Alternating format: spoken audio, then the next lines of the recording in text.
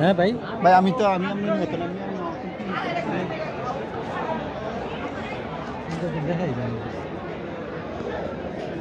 তো প্রিয় দর্শক দেখতে পাচ্ছেন মাইলেজ স্কুল অ্যান্ড কলেজের সামনে কিন্তু দেখতে পাচ্ছেন যে শত শত পুলিশ কিন্তু দাঁড়িয়ে আছে। ভিতরে যে উপদেষ্টারা তাদেরকে আসলে অবরুদ্ধ করে রেখেছে ছাত্ররা।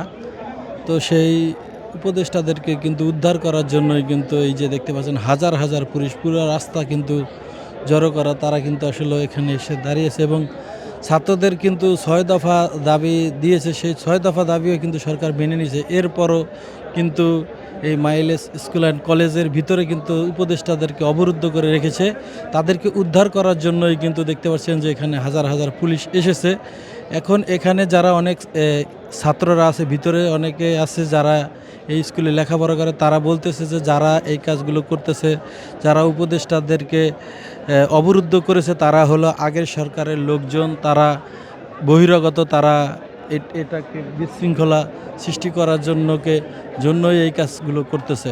তো এখন দেখতে পাচ্ছেন যে গেটের সামনে কিন্তু হাজার হাজার পুলিশ অপেক্ষা করতেছে। তারা কিন্তু খুব শান্তভাবে বিষয়টিকে আসলে সমাধান করার চেষ্টা করতেছে। আপনারা দেখতে পাচ্ছেন ছাত্রদের সঙ্গে দফায় দফায় কথা বলতেছে এবং গেট কিন্তু এখনও তারা কিন্তু কোনো অ্যাকশনে যায়নি।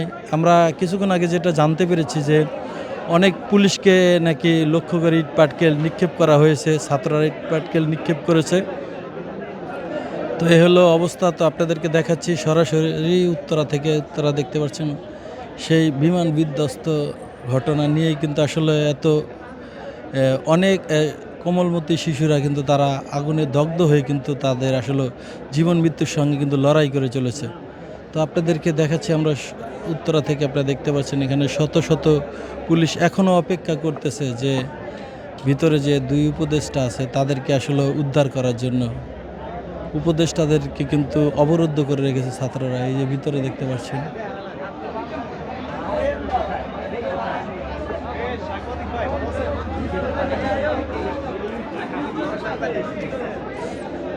এই হলো অবস্থা। তো যে যেখান থেকে দেখছেন আপনারা একটু কমেন্ট করে জানাবেন। 6 দফা দাবি দেওয়ার পরে, 6 দফা দাবি মেনে নেওয়ার পরে কিন্তু দেখতে পাচ্ছেন যে তাদেরকে উপদেষ্টাদের অবরুদ্ধ করে রেখেছে। তাদের কিছু স্টুডেন্টের দাবি যে কতজন নিহত হয়েছে তাদের আসলে পূর্ণাঙ্গ তালিকা দেওয়ার কথা তারা বলতেছে। সরকার থেকে কিন্তু বলা হয়েছে যে 19 জন মারা গিয়েছে, কিন্তু তারা সেটা মানতে নারাজ।